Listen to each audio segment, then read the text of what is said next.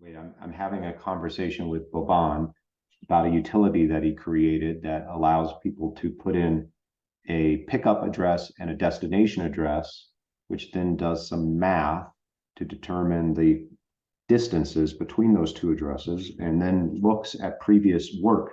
And thus it will help determine what previous pricing would be to help price new jobs. Is that right, Boban? Correct.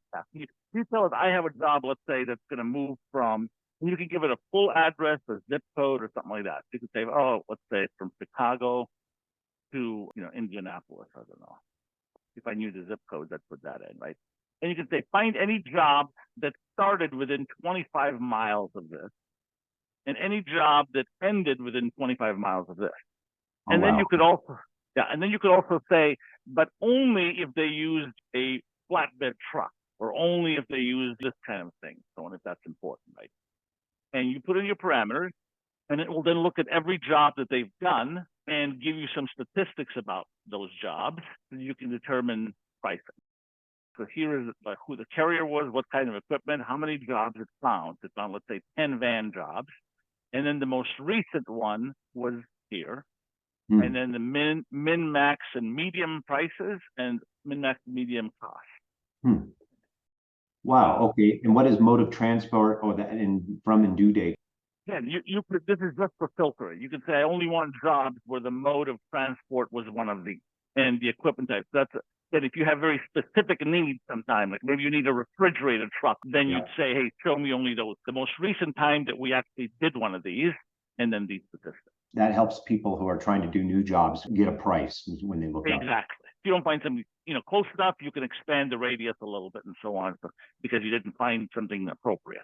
Okay, so can you talk a little bit about the math that you're doing that helps you find the jobs that meet this criteria? We're using Google API, but on every job we've done previously, we stored the latitude and longitude of the starting and ending. So now, when they put in these, we send these to Google and say, give me the latitude and longitude of these points.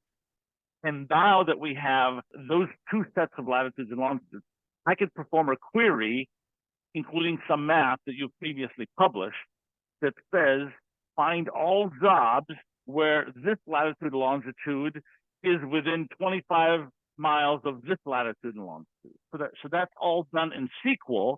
But the important thing is that the existing jobs already have it recorded. Otherwise, you couldn't do this in real time, because I'd have to get that for every single data point from Google. Got it. Okay. So the previous work we did is we stored all of that longitude, latitude information on the jobs, and we did it for the from and the to. So now that data is kind of ready to go because it tells that what we've done. Now what you're doing here is you're just doing some trigonometry math to yeah.